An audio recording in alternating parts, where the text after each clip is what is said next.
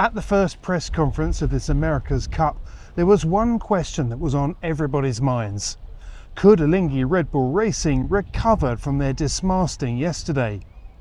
In fact, as we sat in the windowless auditorium, the answer was on show outside as their AC-75 sat at the dock, rigged and ready to go. So what had happened? Yesterday, we were running our new mast and we were doing the warm-up, and just during the commissioning, the mast fell in a light 12 knots breeze, so we don't really know what happened exactly. It's one of the few one design component of the boat. It's the second one that we break this season, so we need to review, and a lot of great people are looking into it really deeply. But we will be back on the water today with our spare mast and in a racing shape. So far the team did an amazing job overnight to get us on the race track today for the practice race. So. Hi, Matt Sheahan, Planet Sail. A question for Arno. Arno, just following up on the problem with the mast. Can you just talk us through the rules on the mast, what you're allowed to do? Because there are certain elements that are one design, as I think you just mentioned there, and how many masts you can have and what you can do. So if we don't go too technical, the mast mold and the design of it is shape-wise is one design that we all have the same, and there is some limitation in the structures that you need to apply as a minimum, and you can always apply more if you want in a different area. And I think so, as everyone does, probably they just make their mast slightly better than what you get from the really good package from the rules perspective. And then what happened yesterday, for sure, it's not a human mistake on board, at least, and we just really need to wait and really review with the people in charge and investigate it. The mast that had broken was a brand new mast that had arrived at the base from New Zealand last week. This was the first time they'd used it, and it had broken 20 minutes into their training session, around the same time that the first mast broke. He said that the failure was not a human mistake. And when asked whether the other teams should be concerned, if we look at the fact the way the two masts came down within an hour of each other, more or less, of sailing, I will say everyone should be safe and not concerned about what happened to our masts, at least.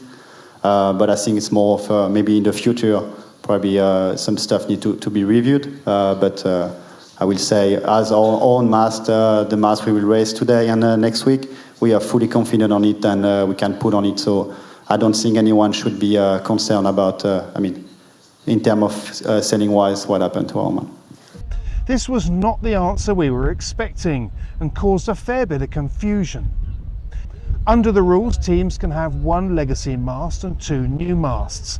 The standing rigging is one design, but the mast tube is not. There are very tight controls on dimensions and laminate weights, but teams can build a heavy one if they want, and they're free to design a good deal of the fittings. If they break a mast, they can repair and replace up to 85% of the mass of the mast.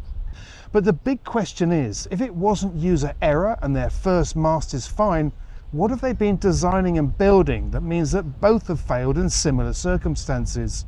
The answer is, we don't know. What we do know is that getting the boat back out on the water, taking part of the last practice races, was really impressive.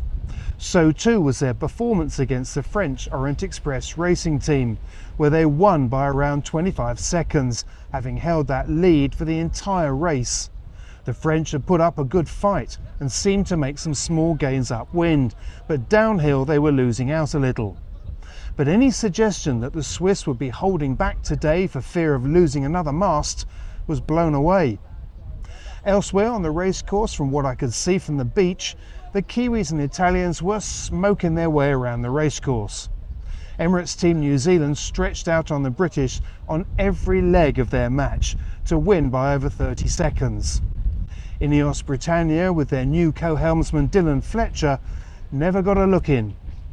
The same thing happened when the Brits lined up against the Italians, who beat them by 30 seconds too. From what I could see, Ainslie's team looks good when it comes to handling and straight line speed downwind, but they're low and a touch slow upwind. They weren't alone in having a tricky day on the water though.